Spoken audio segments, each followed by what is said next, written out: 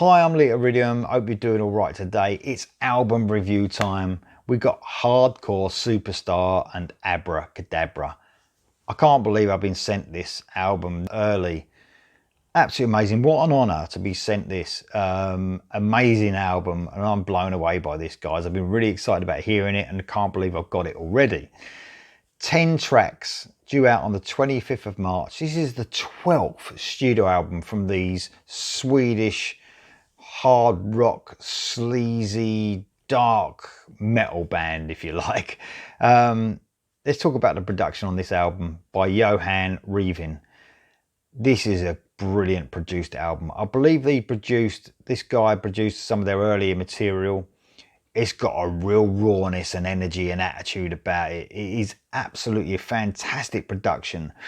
I love the way it's sort of stripped down, but it also produces the melodies really well. You know, it's a really catchy album as well, which I get onto each track. But the melodies are shown through in that production as well. It's sort of bright but raw at the same time. It's strange. It's a strange one, but the energy is really ramped up for the band. Absolutely love the production. Now, in case you don't know Hardcore Superstar, and I'm pretty new to this band, you know, because of the channel, I started listening to their stuff. I would say that, you know, they've got a lot in common with classic Guns N' Roses, I would say. The Appetite for Destruction era, I would say, because they sort of got that attitude about them, that punky attitude. I'm not saying they're a punk band, but they've got that punky attitude, that rawness about them.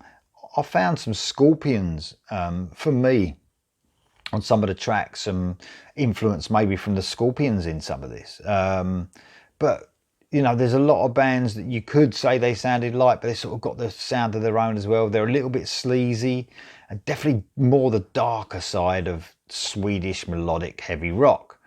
And you know what? They've got all those bands that they're trying to compete with, and they got something different because of that dark feeling. I don't think there's another band I've heard that sort of sound as dangerous as these guys.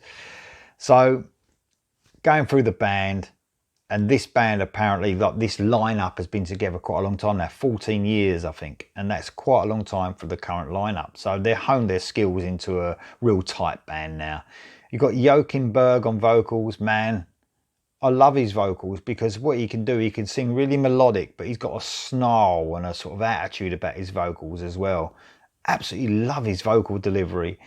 You've got Martin Sandvik on the bass and Magnus Angrinsson on the drums. These guys are really honed in. Like I said, they've been together 14 years now. So it's pounding rhythms, some stomping stuff on this album, guys. Absolutely love the bass and the drums and the sound of it as well. The drum and the bass are just really up front. It's like really sort of punchy, especially that drum, that snare. I love it.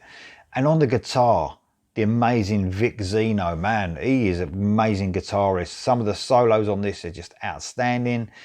It's really heavy, some of this as well, guys. So it's quite some fast songs as well. And the rhythms and the riffing is just amazing, apart from the brilliant solos. I do run through the tracks, and I think I might be talking about every track here because I love this. There's only 10 tracks. So you've got Abrakadabra is the opening track and the title track, of course. This sort of has a real punk-filled attitude, and I'm not saying it's a punk album or it's a punk song. It's that attitude of punk.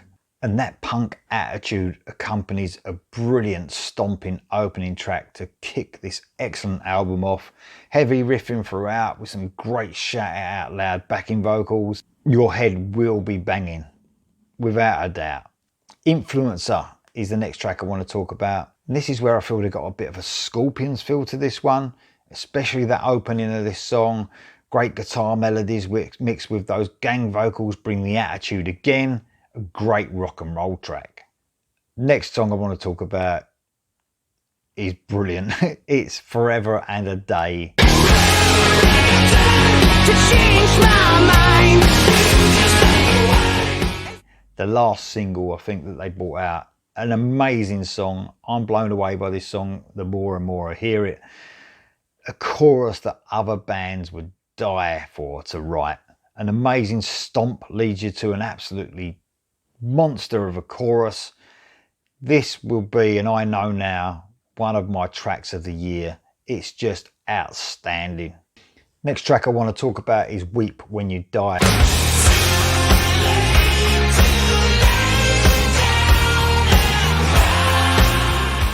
This is where I get those Scorpions vibes a little bit again. Amazing song that is perfectly set up at a slow to medium pace, an extremely catchy chorus again, and that attitude that just runs right through their music.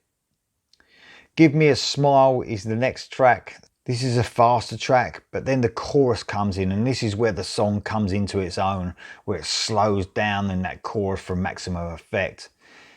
It turns what starts out as a straightforward sort of rocker into an absolutely amazing track with that chorus. Catch Me If You Can is the next track. Catch me if you can. I was bound to be a world's. This is probably the fastest track on the album. It's got that attitude again, and the speed of the song sort of really has shades of Guns N' Roses for me. You know, like the track You're Crazy maybe comes to mind. Great track. One for All is next. A rawness goes through this track where with sort of the sleaziness of the 80s Sunset Strip, I would say, plays a big part in this track. It's a great track. We move on to Dreams in Red.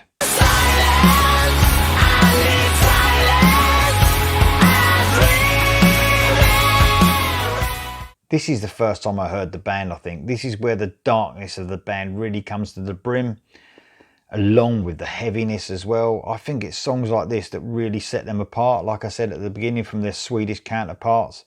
An absolutely amazing song. So the next track is Throw a Brick.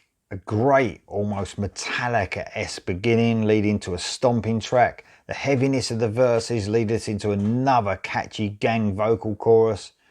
Brilliant stuff indeed. And then we finish with Fighter. This is the closing track. Acoustic guitar and vocal for the first half of this great ballad before the band kick in. Listening to this track, you can imagine this would have been a huge hit, 35 years ago. It's just absolutely superb.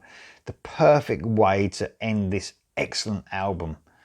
So guys, Hardcore Superstar, I know they've got a bit of a big following anyway. They've got me to add to that after listening to this brilliant album, Abrakadabra. It's available March the 25th, so a long way off, but gives you plenty of chances to order this album. Get it ordered, guys. This is highly recommended from me. A brilliant Swedish rocker. Get it.